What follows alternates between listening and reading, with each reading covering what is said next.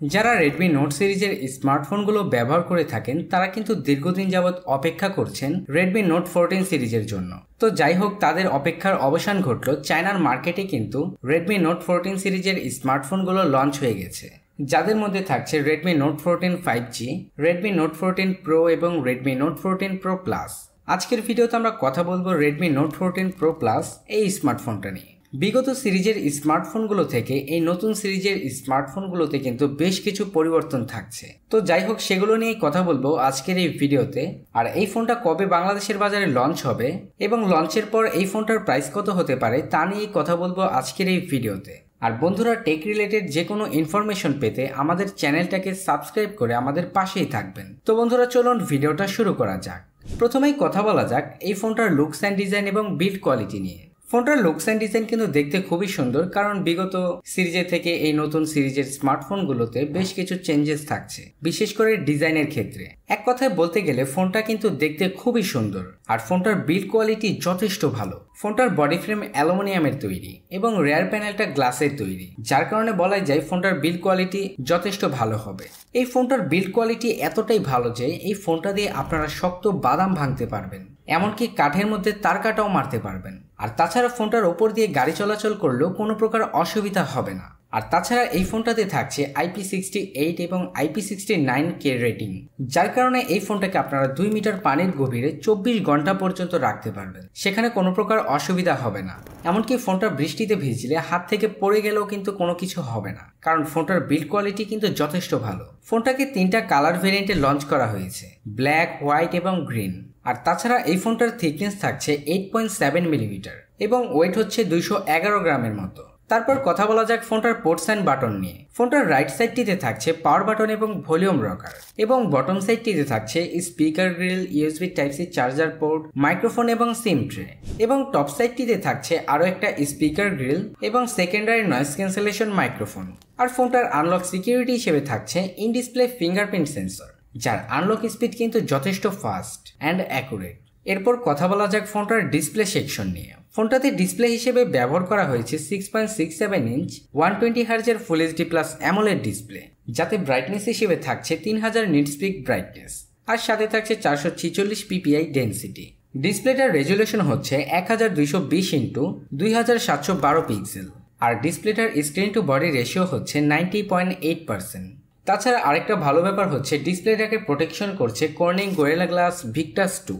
এই ডিসপ্লেটা 1 billion colour support করে। তাছাড়াও থাকছে HDR10+ এর সাপোর্ট, ডলবি ভিশনের সাপোর্ট, যার কারণে বলা যায় ডিসপ্লে থেকে কালারের কোনো ঘাটতি পাবেন না। এখানে ডিসপ্লেটা কিন্তু যথেষ্ট কালারফুল, যার কারণে কন্টেন্ট বা ভিডিও ওয়াচিং এর ক্ষেত্রে আপনারা যথেষ্ট ভালো পারফরমেন্স পাবেন। আর যেহেতু ডুয়েল স্টেরিও স্পিকার ব্যবহার করেছে, তার কারণে সাউন্ড কোয়ালিটি নিয়েও কোনো অসুবিধা হবে না। আর ফোনটাতে যেহেতু 3000 নিটস পিক ব্রাইটনেস ব্যবহার করা হয়েছে, সেহেতু ইনডোর বা আউটডোরের ক্ষেত্রে এর ভিজিবিলিটি নিয়ে কোনো প্রকার অসুবিধা হবে না। তারপর কথা বলা যাক এই ফোনটার সবচাইতে হাইলাইটেড পয়েন্ট এর পারফরমেন্স সেকশন নিয়ে। ফোনটাতে চিপসেট হিসেবে ব্যবহার করা হয়েছে কোয়ালকম স্ন্যাপড্রাগন 7S Gen 3। এই চিপসেটটা 4 ন্যানোমিটার ফেব্রিকেশন বিল্ডের তৈরি। আর ফোনটাতে জিপিইউ হিসেবে থাকছে Adreno 710। ফোনটার চিপসেট কিন্তু যথেষ্ট পাওয়ারফুল, যার কারণে মাল্টিটাস্কিং বা day to day regular basis কাজগুলোতে কোনো প্রকার অসুবিধা হবে না। ফোনটাকে 3টা ভেরিয়েন্টে লঞ্চ করা হয়েছে, 12GB 256GB, 12GB 512GB এবং 16GB 512GB। এখানে কোন টাইপের র্যাম বা কোন টাইপের স্টোরেজ ব্যবহার করা হয়েছে সেক্ষেত্রে কোনো সঠিক তথ্য এখন পর্যন্ত পাওয়া যায়নি। ফোনটা থেকে আপনারা মাল্টিটাস্কিং সহ গেমিংয়ে কিন্তু যথেষ্ট ভালো পারফরমেন্স পাবেন। এখানে আপনারা PUBG, Free Fire, Call of ডিউটির মতো যে সকল হায়ার গ্রাফিক্যাল গেমগুলো রয়েছে এগুলো খুবই স্মুথলি খেলতে পারবেন। এখানে কোনো প্রকার ল্যাগিং ইস্যু পাবেন না। আর আপনারা সবাই জানেন যে একটা হায়ার গ্রাফিক্যাল গেম রয়েছে যার নাম জেনশিং ইম্প্যাক্ট। এই গেমটাও কিন্তু এই ফোনটাতে খুবই স্মুথলি খেলা যায়। তো ওভারঅল বলতে হচ্ছে যে ফোনটা থেকে আপনারা গেমিংয়ে কোনো প্রকার ঘাটতি লক্ষ্য করবেন না। আর এই চিপসেটটাকে পাওয়ার আপ করতে ফোনটাতে ব্যবহার করা হয়েছে 6200 মিলিঅ্যাম্পিয়ারের সিলিকন কার্বনের ব্যাটারি।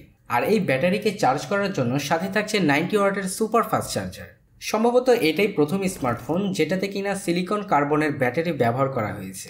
এই ব্যাটারি সম্পর্কে আপনারা যদি একটা বিস্তারিত ভিডিও চান তাহলে অবশ্যই কমেন্ট করবেন, আমরা এই ব্যাটারি সম্পর্কে একটা বিস্তারিত ভিডিও নিয়ে আসব। এই ফোনটা থেকে আপনারা ব্যাটারি ব্যাকআপ পাবেন প্রায় 2 দিনের মতো। তারপর কথা বলা যাক ফোনটার অপারেটিং সিস্টেম নিয়ে। ফোনটার অপারেটিং সিস্টেম হিসেবে থাকছে অ্যান্ড্রয়েড 14 এবং ব্যাকএন্ডে থাকছে HyperOS।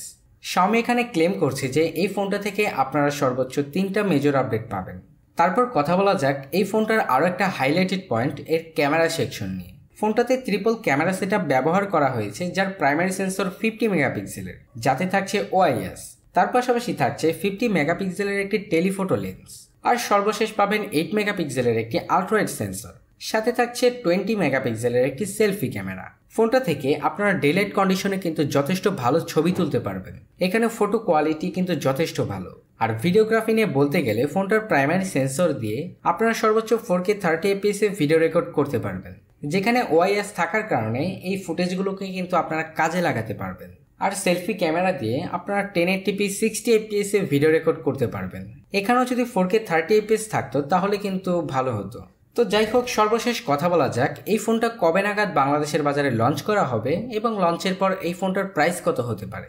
যেহেতু ফোনটা কয়েকদিন আগেই চায়নার মার্কেটে লঞ্চ হয়েছে, তো সেই ক্ষেত্রে বলা যায় যে আগামী 1 থেকে 1.5 মাসের মধ্যেই ফোনটা বাংলাদেশের মার্কেটে লঞ্চ হতে পারে, এমনকি তার আগেও লঞ্চ হতে পারে। আর লঞ্চের পর এই ফোনটার বেস ভেরিয়েন্টের প্রাইস হতে পারে 32 থেকে 35 হাজার টাকার আশেপাশে। কিন্তু ফোনটাকে যখন বাংলাদেশের মার্কেটে লঞ্চ করা হবে তখন স্বাভাবিকভাবে এই ফোনটার প্রাইস এর থেকেও কিছুটা বেশি হতে পারে। তো বন্ধুরা, আজকের ভিডিওটা এই পর্যন্তই। ভিডিওটা ভালো লেগে থাকলে লাইক, কমেন্ট, শেয়ার, সাবস্ক্রাইব করে আমাদের পাশেই থাকবেন। আর টেক রিলেটেড যে কোনো ইনফরমেশন পেতে আমাদের চ্যানেলটাকে সাবস্ক্রাইব করে আমাদের পাশেই থাকবেন। আর তাছাড়া আপনাদের যদি কোনো মূল্যবান মতামত থাকে তাহলে অবশ্যই কমেন্ট সেকশনের মাধ্যমে আমাদের জানাতে পারেন। তো বন্ধুরা, আজকের ভিডিওটা এখানেই শেষ করছি। দেখা হচ্ছে পরবর্তী কোনো নতুন ভিডিওতে।